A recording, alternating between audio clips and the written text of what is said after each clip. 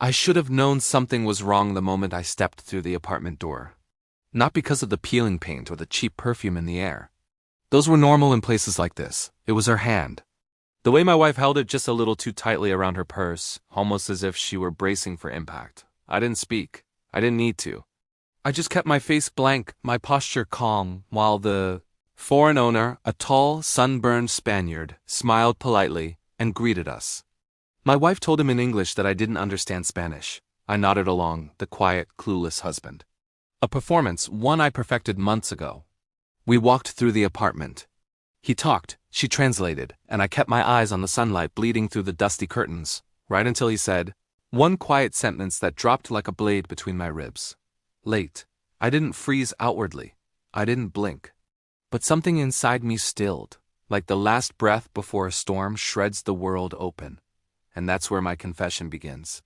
We met 5 years ago before betrayal carved its initials into my bones. She was warm, soft-spoken, a woman who leaned into me like she belonged there. I believed everything back then. Love makes fools of us, and I was eager to play the part. She studied interior design. I was building my business from the ground up. We fit, two hungry people chasing stability. I thought we shared dreams.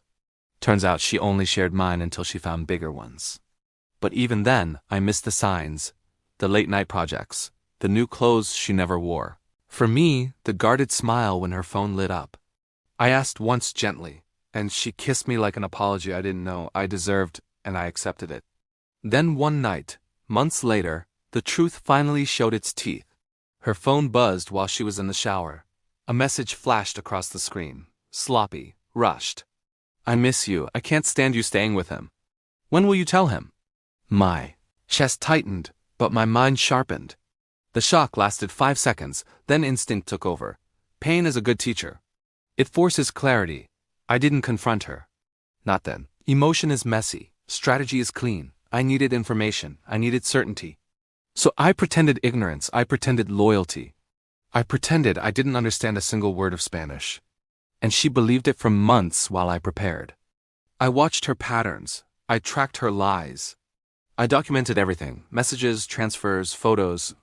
She thought she was clever, sneaking money from our joint account to fund her business trips.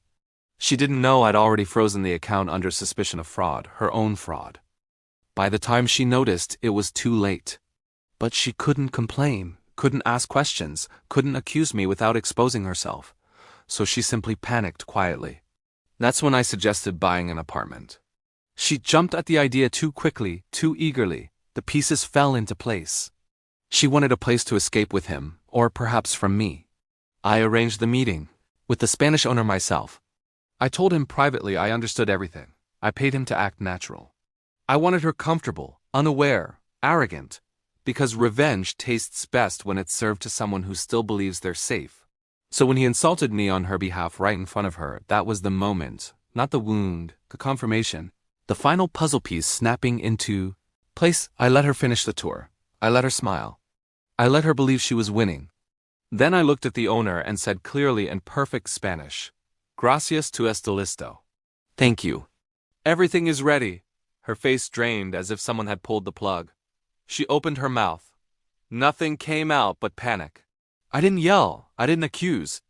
I simply showed her the file I'd kept. Affair, her financial theft, her messages, her travel receipts, her plans, and then I walked away because I'd already filed for divorce that morning. Already secured the assets, already removed her as beneficiary, already ensured her lover had been anonymously reported to his employer for visa fraud he thought no one knew about. One move, all of them toppled. She didn't follow me out of the apartment. She couldn't. Her life was collapsing room by room behind her. People think revenge is loud, dramatic, violent. It isn't. Revenge is quiet, precise, surgical. It's the moment you stop trying to understand someone who broke you and start understanding yourself. I didn't need closure from her. I just needed to walk away knowing one truth. She had underestimated the wrong man, and I let